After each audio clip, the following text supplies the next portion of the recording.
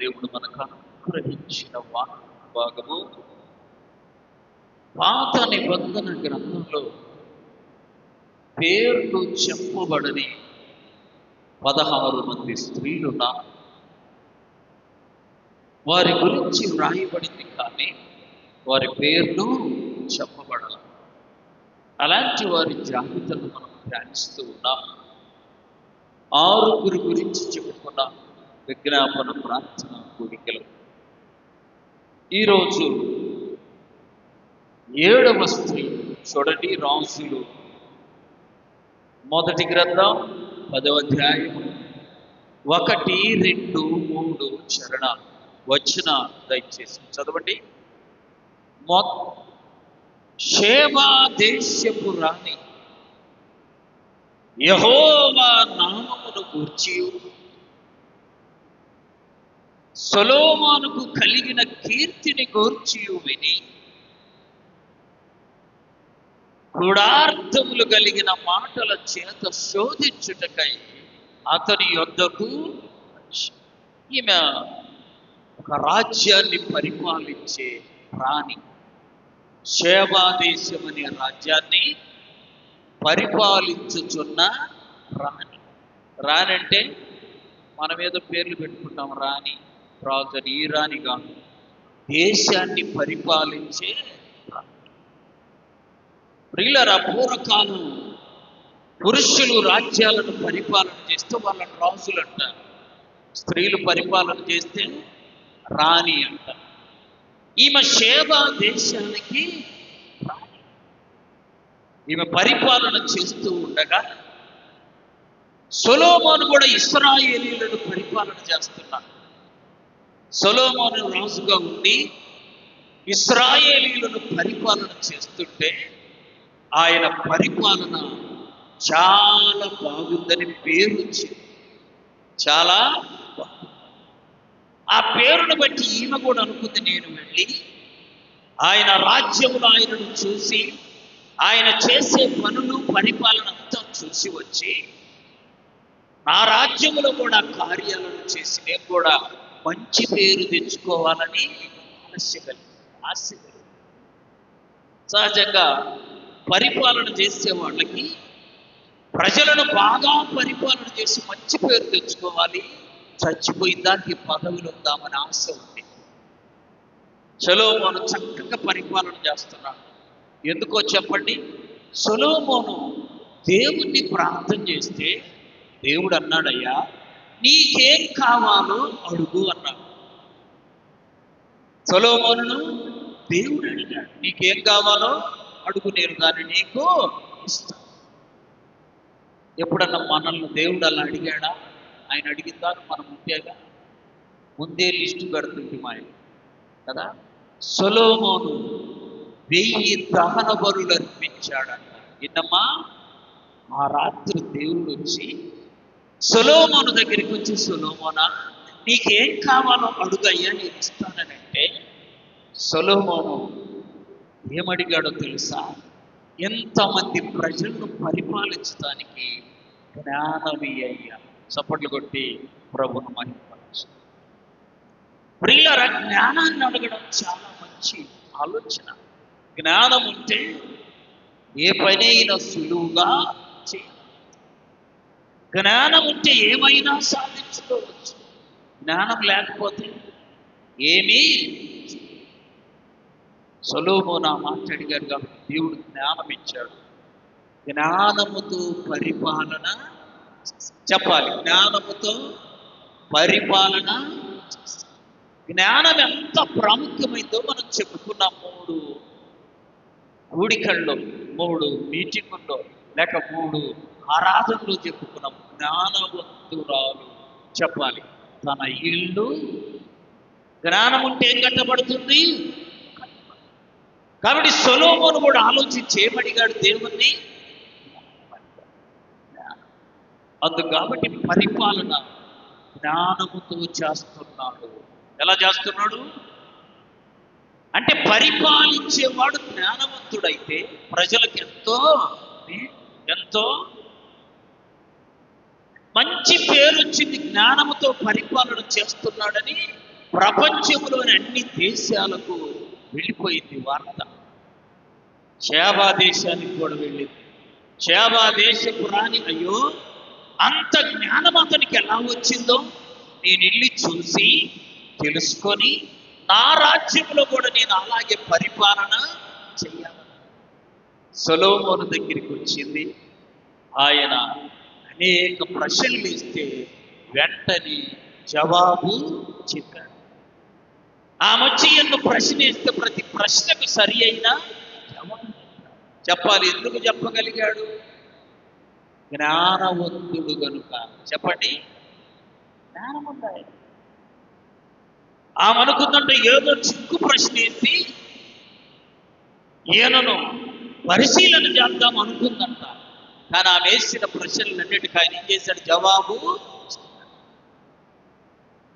అప్పుడు ఆమె ఆశ్చర్యపోయింది. పిల్లరా, అందుకని మనం మన బిడ్డలను దేనితో నింపమని అడగాలి దేవుణ్ణి? ఏంటితోటి చెప్పండి? జ్ఞానం ఉంటే వాడు చదువుకుంటాడు.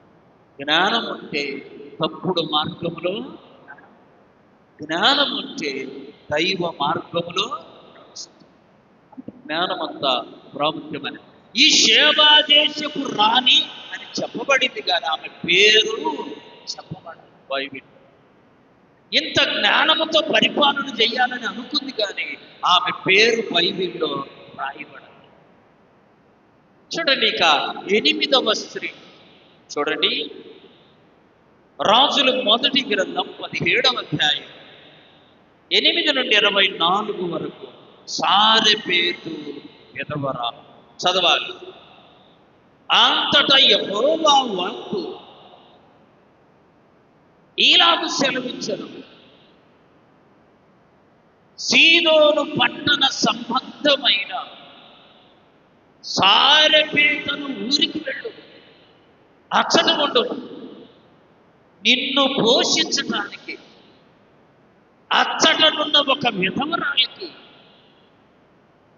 దేవుడు సెలవిచ్చాడు. ఆమెను ఏమని రాయబడిందండి బైబిల్లో? విధవరాలు. ఏమని? విధవరాలంటే అర్థమైంది పెద్దవి తెలుసు మనం. విధవరాలంటే భర్తను కోల్పోయిన, భర్తను సమాజంలో అలాంటి వాళ్ళు చాలా చిన్న చూపు చూస్తారు. దేవుని బిడ్డలం అలా చూడకూడదు. ఆమె దేవుని పిల్లలం మనం ఎవరిని కూడా చిన్న చూపు. విధవరాళ్ళని చూస్తే ఎలా? అందరూ జీవితంలో ఏదో ఒక రోజు భర్తను కోల్పోతారు, లేదా భార్యను కూడా.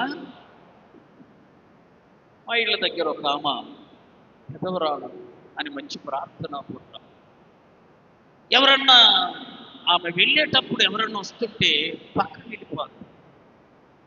వాళ్ళ దగ్గరికి ఎదురుగా వెళ్ళడం, వాళ్ళు కనిపించుకోవడం, ఏదో ఒకటి అంటారు. ఎందుకులే చెప్పి పక్కన. జ్ఞానవంతురా. ఒకరోజు నేను వస్తుంటే కూడా నన్ను చూసి పక్కకి వెళ్తుంది. పిలిచి అమ్మా ఎందుకు అలా వెళ్తున్నావు? అయ్యా నేను వస్తుంటే కొంతమంది అసహించుకుంటారయ్యా, ఫలానామ విధవరాలు వచ్చింది ఈరోజు పని అవ్వదని వెనక్కి తిరిగి వేస్తారయ్యా, అందుకని నేను వాళ్ళకంటే ముందుగానే చెప్పాలి పక్కకు. నేను చెప్పాను, నువ్వెన్నడు ఎవరిని చూసి ప్రక్కకు వెళ్ళమా, మరి ముఖ్యంగా నన్ను చూసి ప్రక్కకు వెళ్ళ. మా అమ్మ కూడా మా నాన్న చనిపోయినాక విధవరాలుగా ఉంది చాలా సంవత్సరాలు. మరి ఆమెను చూసి పక్కకి వెళితే నాకు బాధ కదా. మా నువ్వెప్పుడు అలా విధవరాలు అంటే సంఘంలో చెప్పండి తక్కువ చూపు చూస్తాం. ఎట్లాంటి వాడైనా భర్త ఉంటే ఆమె లెక్క వేరుగా పిల్లరైతే దేవుని బిడ్డలో జాగ్రత్తగా వినండి. దేవుని బిడ్డలో ఏ దిశలో ఏ దశలో ఎవరిని మనము తక్కువ చూపు, ఈ వాక్యం అది మనకు నేర్పిస్తారు. ఏలియా గొప్ప దైవజనుడు. అలాంటి దైవజనుడిని సారెపేతు వాగు దగ్గర ఉండమన్నాడు దేవుడు. ఉన్నాడు. వాగు నీళ్ళు త్రాగమను త్రాగాడు. కొద్ది రోజులకు వాగు వినండి, ఏలియాను దేవుడు అంటున్నాడయ్యా, ఇక్కడ నుండి నీవు సారెపెత్తు అనే గ్రామానికి వెళ్ళు. అక్కడ నిన్ను పోషించటానికి ఒక విధవరాలికి నేను పిల్లరా. ఇప్పుడు చెప్పండి, దేవుడు చూస్తే జాగ్రత్తగా వినండి, దేవుడు ఆకాశము నుండి నరులను చూస్తా ఉన్నాడు. చెప్పాలి, దేవుడు ఆకాశము నుండి నరులను పరిశీలన చేస్తూ ఉంటే అంత గ్రామంలో ఎవరు కనపడ్డారు దేవునికి? విధవరాలే. నా సేవకుని పోషించాలి, నా సేవకునికి ఆహారము పెట్టాలి, ఎవరున్నారా అని దేవుడు అలా చూస్తేనంట, అమ్మ ఎవరు కనపడ్డారు? అందమైన ఆ ఊరిలో కల్లా ధనవంతులు కనపడ్డారు. ఎవరు కనపడ్డారు దేవునికి? ఈ మాట చెప్పుకుంటే మీ ఒంటిలో పౌరుషం పొంగునుగాక. దేవుడు ఒకవేళ ఈ ఊరి వైపు చూస్తే, ఈ ఊరి వైపు చూస్తే ఎవరు కనపడాలి? నువ్వు కనపడుదువుగాక. ఎంత ధన్యతండి. సారెపేతని గ్రామంతా చూస్తే దేవుడు ఎవరు కనపడ్డారు? ఒక్క ధనవంతులు ఉంటారు, బాగా ఆస్తిపరులు, బాగా చదువుకున్న బాగా అన్ని విషయాల్లో గొప్పవారు ఉండి ఉంటారు. ఎవరు కనపడ్డారు దేవునికి? చెప్పాలి, ఒక్క విధవరాలు కనపడి. 53వ కీర్తన చూడండి, మొదటి చరణము, వివేకము కలిగి దేవుణ్ణి వెదకు వారు కలరేమని దేవుడు ఆకాశము నుండి నరులను పరిశీలన చేస్తున్నాడు. చెప్పాలి, దేవుడు ఏం చేస్తున్నాడమ్మా? ఇప్పుడు అనుకుందాం, మన ఊరికి వెళ్ళి చూశాడు అనుకో, ఆయన చూపులో, ఆయన దృష్టిలో నువ్వు ఉన్నావా? ఉంటే నీవు ధన్యురాలవు. ఆమేన్. లోకము దృష్టిలో సారెపేతు విధవరాలు ధన్యురాలు కాదు. లోకము దృష్టిలో, దేవుని దృష్టిలో ఈ లోకం ఏముందండి? ఈ రోజే గొప్ప అంటది, రేపే చెప్ప అంటది. పనికి రాని వాళ్ళని రేపే. ఈ లెక్కలు మనకొద్దు. ఎవరి లెక్క కావాలి? చెప్పండి నోటితో. దేవుని లెక్కలో మనం ఉంటే చాలు. ఆమేన్. ప్రియులారా, దేవుడు ఆ గ్రామం వైపు చూస్తే ఈ ఒక్కామ కనపడింది. ఏలియా, ఏలియా, నువ్వు ఆ గ్రామానికి వెళ్ళయ్యా, అక్కడ నిన్ను పోషించటానికి నేను ఒక రాజుకి ఆజ్ఞ ఇచ్చానని అల్లా, లేక ఆ ఊర్లో ఉన్న ధనవంతునికి ఆజ్ఞ ఇచ్చానని ఏమన్నాడు? ఒక విధవరాలికి నేను ఆజ్ఞ ఇస్తాను. ప్రియులారా, ఆ మాట అనేసరికి మనమైతే కోపం వచ్చి దేడేమో వాగునీళ్ళు, చెప్పండి మాడేమో విధవరాలి భోజనం ఏం బాగుంటుందయ్యా అని అనేవాళ్ళం. అలా అల్లయ్యే. అక్కడికి వెళ్ళగానే ఆమె పుల్లలు ఏరుకోవటానికి, కట్టెలు ఏరుకోవడానికి ఊరి బయటకు వచ్చింది. కట్టెలు ఏరుకొని ఇంటికి వెళ్తుంది. ఏలియాకి ఎదురైంది. ఏలియాను అలా దేవుడు చూడమన్నాడు. చూస్తే ఏలియా దృష్టిలో కూడా ఆమె గొప్పగా కనపడింది. చప్పట్లు కొట్టి ప్రభువును మహిమపరచు. నేను అనుకుంటాను, మనము లోకము దృష్టిలో చెప్పాలి గొప్పవారం అయినను, చెప్పాలి కాకపోయినను, దేవుని దృష్టిలో గొప్పగా ఉంటే, దేవుని సేవకుని దృష్టిలో గొప్పగా ఉంటే. పిల్లలు, నేను చాలా మార్లు చెప్పే, మళ్ళా చెప్తున్నా. ఇందిరాగాంధీ ప్రధానమంత్రిగా ఉన్నప్పుడు ఢిల్లీలో ఉన్న పాస్టర్లందరూ రండి అని కబురు చేసింది. అందరినీ పిలిపియమన్నది. ఎవరిని? చెప్పాలి పాస్టర్లందరూ. కబురు చేసరికి అందరూ వచ్చారు. అయ్యా లైన్లో నిలబడాలి. ఎక్కడ? అందరూ నిలబడ్డారు. ఇంకా కొంతమంది ఫోటో పిచ్చి ఉంటుంది. ఫోటో పిచ్చిలో చాలా రకాల పిచ్చిలో ఫోటో పిచ్చి. నిన్న ఒక మీటింగ్ జరిగితే నేను పొట్టోని కదా, ఒకడు పొడుగోడు వచ్చి నా ముందు నిలబడ్డాడు. నేను కనపడతానా? అందరు వచ్చి నన్ను లాగుతున్నట్టురా ఇటురా. ఏం మునిగిపోయింది? అట్టాటి ఫోటోలు 100 దిగినాం, 1000 దిగాం. దాంతో ఏముంది మనకి? నిజంగానే ఫోటో తీస్తే నేను కనపడలా, నా ముందు వాడు ఎత్తుతోడు కనపడ. చూసారా? ఇది గమనించి నన్ను పిలిచిన ఆయన ఆ తర్వాత ఆ పొడుగోని మళ్ళీ పక్కకు లాగి నా వెనకాల నిలబెట్టి నన్ను ఫోటో దిగి ఏమొచ్చింది? ఫోటోలు ఎక్కడ పోతాయో అమ్మ, మనము చేయించుచున్న దేవుని భక్తి మనకు స్థిరమైనది. చప్పట్లు కొట్టి ప్రభువును మహిమపరచు.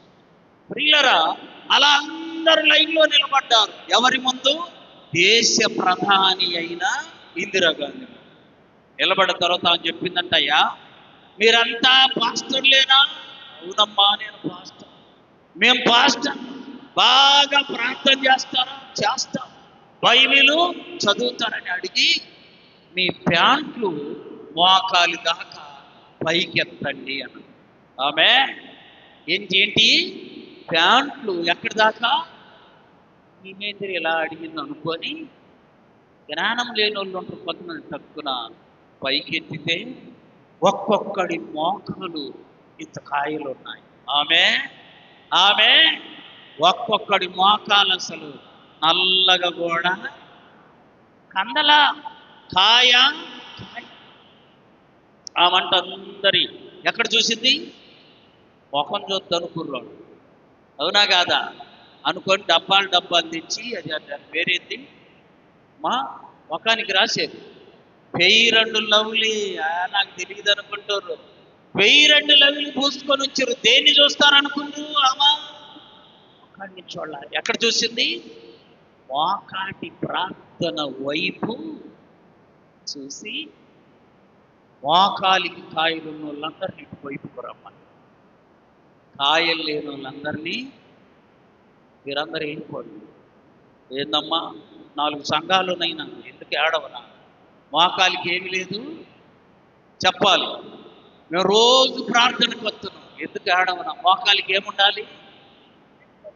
మోకాలికి నీ ఇంట్లో ఫలాలు ఉంటాయి. చప్పట్లు కొట్టి ప్రభువును మహిమపరచండి. నీ మోకాలికి కాయలుంటే నీ ఇంట్లో ఫలాలు ఉంటాయి. ఆమె మోకాలికి ఏమి లేవు కొంతమందికి. ఇప్పుడు ఇందిరాగాంధీ సంగతి అక్కడ పక్కన పెడదాం, మనందరం పరిశీలన చేసుకుందాం.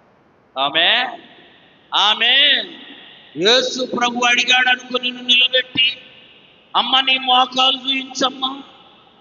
మోకాలు ఎదుకై మొహం చూడు, ఇంత డబ్బా రాసుకున్నా, ఇంత పౌడర్ రాసుకున్నా, ఇంత స్ప్రే కొట్టుకున్నా, నీ ముఖముతో ఆయనకు పని. సారెపేతులు చాలా మంది ఉన్నారు, వాళ్ళందరితో ప్రభువుకు పని. ఎవరితో పని? వేదవార. ఈమె ఎలాంటామో తెలుసా? ఆ పూటకే అన్నం ఉంది, ఆ పూటకి అంత పిండి ఉంది, అంత నూనె, ఇంకా రేపటికి లేని.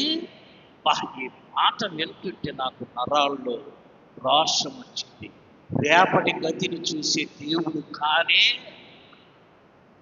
ఇప్పటి నీ స్థితిని చూసే దేవుడు, ఇప్పటి నీ పరిస్థితిని ఎదిగినది, ఇప్పటి నీ హృదయపు స్థితిని ఎదిగినది. ఆమెకి ఈ రోజుకు ఉందంట పిండి, రేపటికి. వినండి, ఏలియా అన్నాడు, అమ్మా నువ్వు నాకు కొంచెం నీళ్లు తీసుకురా. అర్థమైందా? ఇప్పుడు చెప్పండి మన వాళ్ళందరూ ధైర్యంగా, నువ్వు పొలం పనికి వెళ్ళి వచ్చావు, నీళ్ళు ఇవ్వమంటే ఏమంటావు? ఇప్పటిదాకా నేను పని చేసేది, ఇప్పుడు నీళ్ళు తీసుకొని తాగు అంటాం మనం. అవునా కాదా? అలిసిపోయి నేను ఇప్పుడు నీళ్ళు అడుగుతావు, నువ్వు దాగి నాకు తీసుకొచ్చి అంటావు.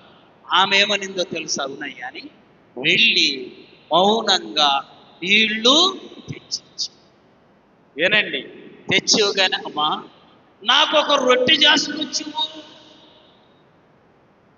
అనగానే ఆమె ఏమనిందో తెలుసా?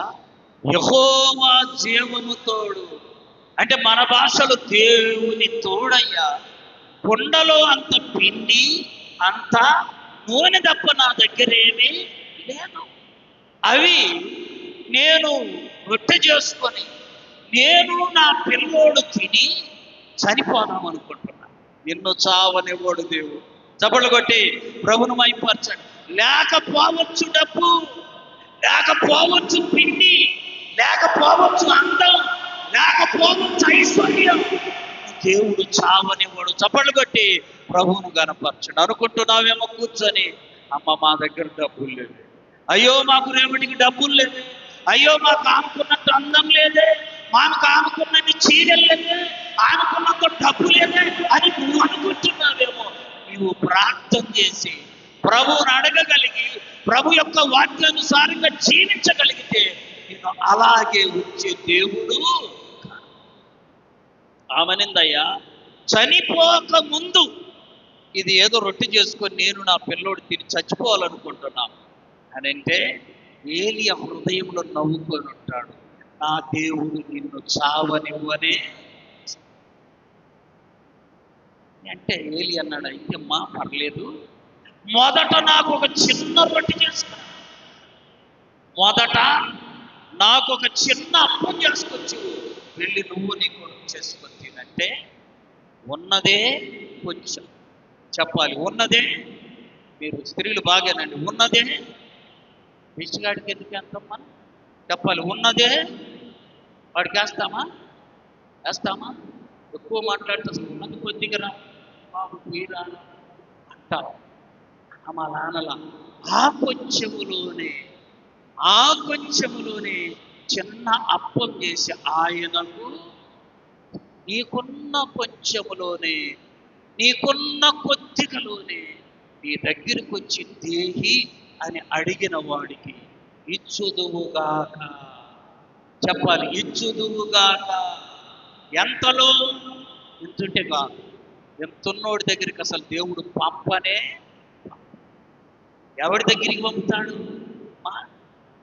రాత్రి నాను సాక్ష్యం, వాళ్ళ అమ్మ ఇంట్లో పడి చారి ఒక చెయ్యి హాస్పిటల్లో చేర్చి బిడ్డకు ఫోన్ చేశారు, అమ్మ మీ అమ్మకు అర్చన చెప్పండి, మీ అమ్మకు చెయ్యి ఇరిగింది హాస్పిటల్కి మీరు రమ్మంటే ఈ మడావుడికి ఆటో వేసుకొని ఇట్లా దేవి దాటుగా మనకు అట్లా దావి దాటు లాంటి ఆటో మాట్లాడుకొని ఆటోలో ఉంటూ ఉంటే వినండి, ఆటో తిరగబడి రెండు చేతులు అప్పుడు ఆ ప్రార్థన చేస్తున్నాడు, ప్రభువా రెండు చేతులు తిరిగాను, ఒక మా అమ్మకు ఎరిగిన చెయ్యి, నాకు విశ్వాసం ఉంది, నాకు భక్తి ఉంది, నాకు ప్రార్థన ఉంది, ప్రార్థన శక్తి నాలో ఉంది. చప్పట్లు కొట్టి ప్రభు ఆ ప్రార్థన చేస్తుందంట, ప్రభువా ప్రార్థన శక్తి నాలో ఉంది కాబట్టి నాకు ఎరిగితే కట్టేటట్టు చేస్తాం, బాగయ్యేటట్లు. మా అమ్మకి ఎరిగింది, ఆమె విశ్వాసము, ప్రార్థన, భక్తి, ఆమెకు ఈ చెయ్యి ఇరిగిన కాడ నుండైనా, ఈ చెయ్యి ఇరిగిన దానిని బట్టి అయినా విశ్వాసము కలిగించు, స్వస్థపరచు, ఆ చెయ్యి కట్టుకునేలా చెయ్యని చెప్పి ఆమె కొరకు ప్రార్థన. ఎంత గొప్ప ప్రార్థన చూసారా? ఈమె ప్రార్థన ఫలితంగా వాళ్ళమ్మ రక్షింపబడిందట. వాళ్ళమ్మ చెయ్యి ఏ రోజైతే కట్టుకుందో మరుసటి రోజు ఈమె రెండు చేతులు కూడా చప్పట్లు కొట్టి ప్రభువును రెండు చేతులు కట్టుకున్నాయి. అప్పుడు ఆమె తల్లి అడిగిందంట కుమార్తెనమ్మా, నువ్వేమని ప్రార్థన చేశావు, నువ్వు ఎలా ప్రార్థన చేశావు, నేనేమని చేశానో తెలుసమ్మా, నువ్వు చెయ్యి కట్టుకుంటే ఏమన్నది, నీ చెయ్యి కట్టుకుంటే చాలు ప్రభువా, ఆమె నిన్ను గుర్తెరిగితే నా చేతులు ఎలాగూ కట్టుకుంటాయి, ఎందుకని నాలో ప్రార్థనా శక్తి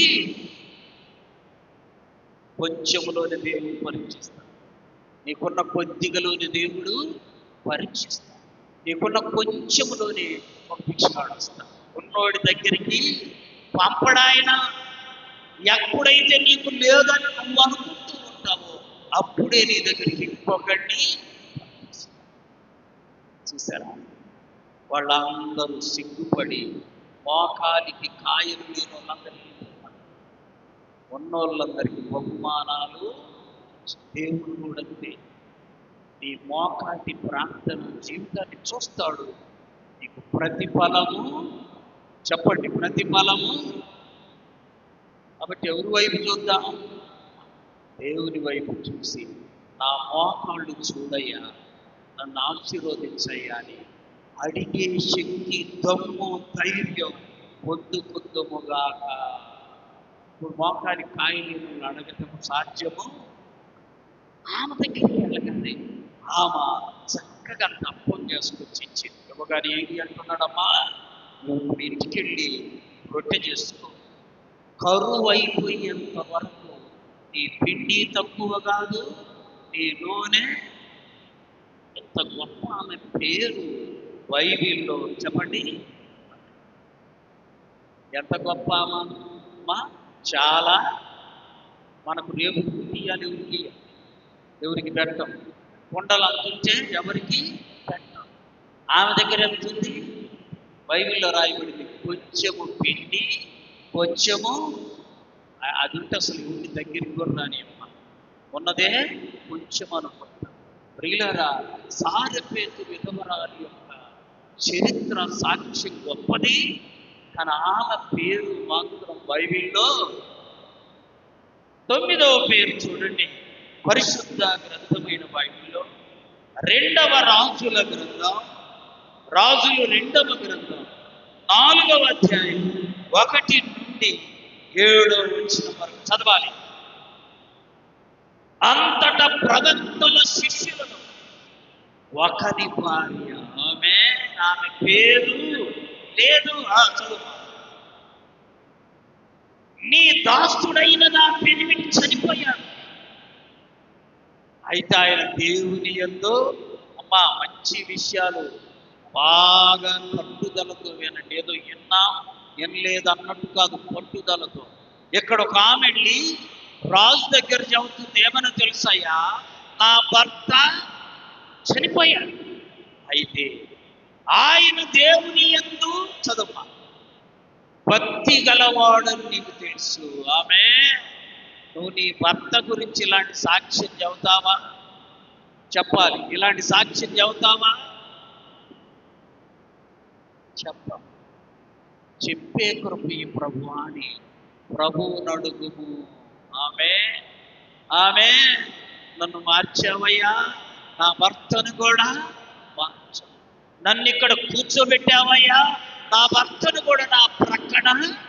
చెప్పండి, ఎదురుకుందా కోరుకుందా? వాడు రాకపోతే రాకుండా నేను పోయి అనుకుంటున్నాను. అట్లొద్దు. నీ ప్రక్కన ఎవరు కూర్చోవాలి? నీ భర్త కూడా కూర్చుంటే నీకెంతో పరిపూర్ణత. ఇప్పుడు ఆమె అంటుందయ్యా, నా భర్త చనిపోయాడు, నా భర్త దేవుని యందు భయభక్తులు కలిగిన.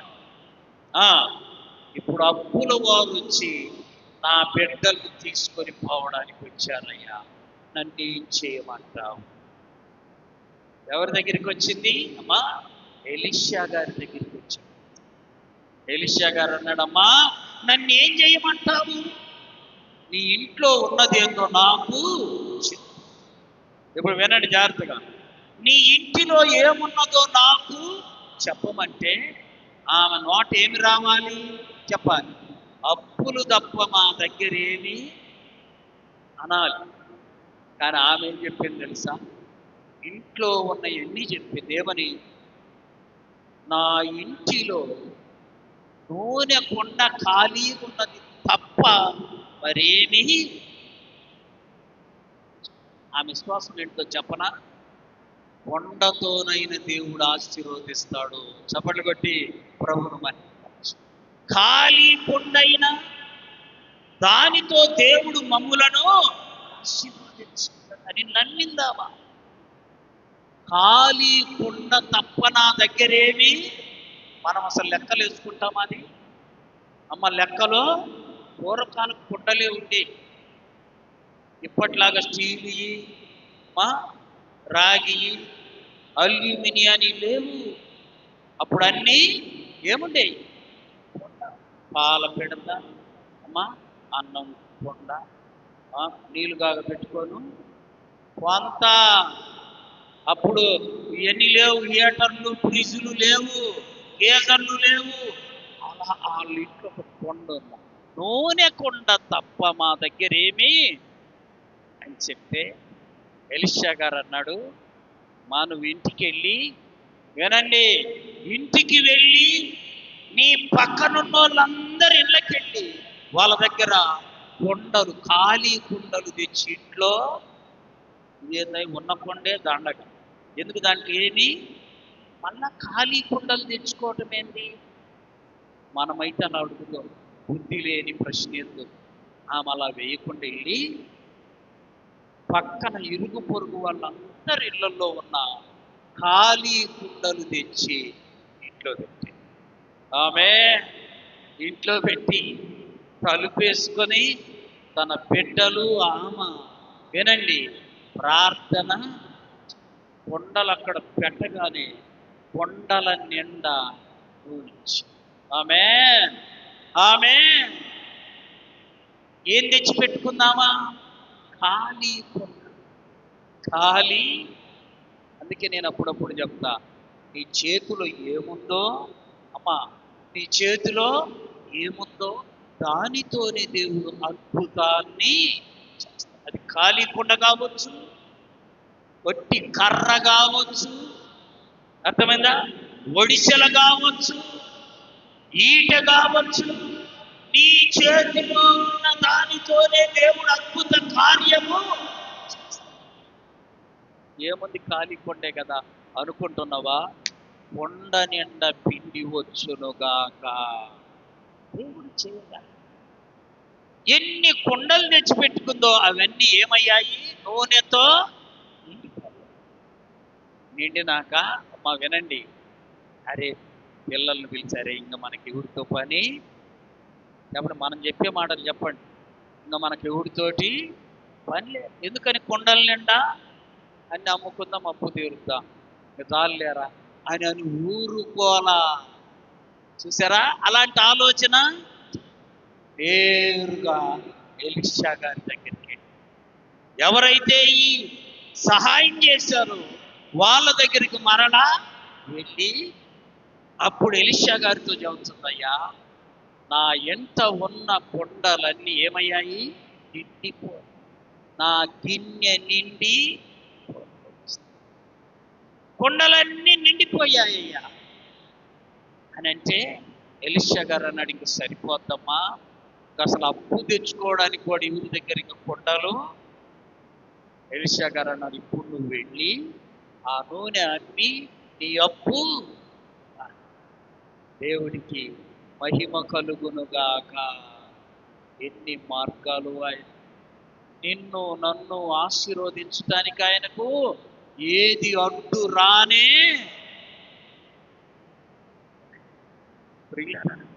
ఎంత అద్భుతం!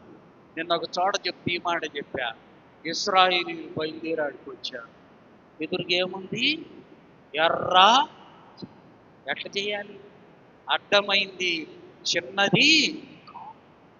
దేవుడు ఏం చేశాడు? మోషే, నీ దగ్గర ఏముంది అమ్మ చెప్పండి, ఏముంది? ఆ కర్రతో దాన్ని కొట్టు. దాన్ని కొడితే మేము ఎట్లా వెళ్ళాలయ్యా? కొట్టగానే సముద్రం, చెప్పాలి, రెండు చేతిలో ఉన్నది. అందుకనే ప్రకటన గ్రంథం చదవండి, ప్రకటన గ్రంథం 2వ అధ్యాయం 25వ వచనము, నేను వచ్చు వరకు నీకు కలిగి ఉన్న దానిని ఏం చేయాలంటమ్మా? గట్టిగా పట్టుకోవాలి, గట్టిగా పట్టుకోవాలి. ప్రియులారా, ఆమె కొండలు నిండగానే మళ్ళీ ఎవరి దగ్గరికి వెళ్ళింది?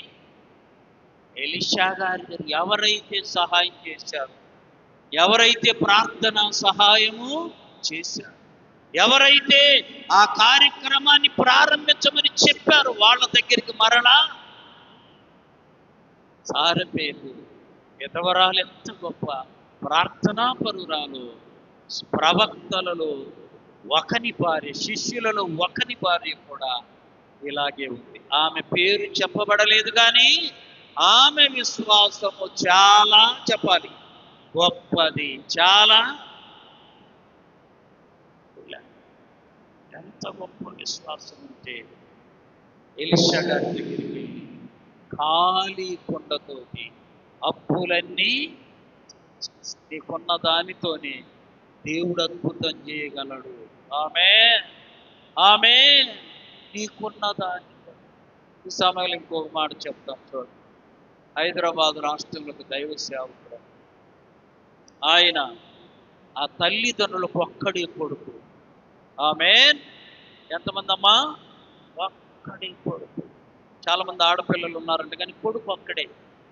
బాగా చదివించిన తర్వాత ఒకరోజు చివరి పరీక్షలో ఫీజు కట్టడానికి డబ్బులు లేకపోతే వాళ్ళ అమ్మకు ఆ రోజుల్లో కాళ్ళకి ఏముండేవి? ఇపుటాల గొలుసులు కాదు, అప్పుడు ఏముండేవి? ఇంతింత లావు ఎందుకుండేయో చెప్ప. అప్పుడు బాగా బలమున్నోళ్ళు తిన్నోళ్ళు కాదు కడియాలను మోసేవారు. ఇప్పుడు మొయ్యలేక ఏమిటి అమ్మా? పట్టీలు. ఆ పట్టీలు అంతయ్యి అంతయ్యి ఇప్పుడు ఎట్లొచ్చినాయి తెలుసా? దారంలాగా ఉన్నాయి కొంతమంది. ఎందుకంటే నేను అనుకున్న మొయ్యలేక, ఆమె ఏం చేయలేక ఆ కడియాలన్నీ ఆమె ఇచ్చిందంట. ఫీజు కట్టుకోపోయాలి కొడుకు. ఏంటి అమ్మా? కాలినున్న ఫీజు కట్టుకున్నాడు, పాస్ అయ్యాడు. రైల్వేలో మంచి ఇంజనీర్ అయ్యా. రైల్వేలో ఇంజనీర్ అంటే చాలా మంచి ఉద్యోగం కదా. ఒక 4 నెలలు చేసేసరికి అప్పుడు భయంకరమైన శోధనలు వచ్చాయి. 8 నెలలు చేసేసరికి ఇంకా భయంకరమైనవి వచ్చాయి. సంవత్సరం అయ్యేసరికి ఇంకా భయంకరమైన శోధనలు వచ్చి ఈయన ఉపవాసం ఉండి ప్రార్థన చేస్తే దేవుడు చెప్పాడంట, అయ్యా నిన్ను నేను నా పనికై పుట్టించా, నా పని కొరకు పుట్టించా. మీ నాన్న నువ్వు చిన్నప్పుడే చనిపోయా. మీ నాన్న బహు ప్రార్థనా పనులు. మీ నాన్న ప్రార్థన చేసి నన్ను అడిగాడయ్యా, ఇంతమంది ఆడపిల్లలు ఇచ్చావు, ఒక్క మగపిల్లని అయ్యా, వాణ్ణి నేను ఈ సేవకు ఇస్తానంటే నేను నిన్ను ఇచ్చానయ్యా, కానీ నువ్వు నన్ను మర్చిపోయి రైల్వేలో ఉద్యోగంలోకి వచ్చా. ఈ ఉద్యోగం నుండి నువ్వు బ్రతకనే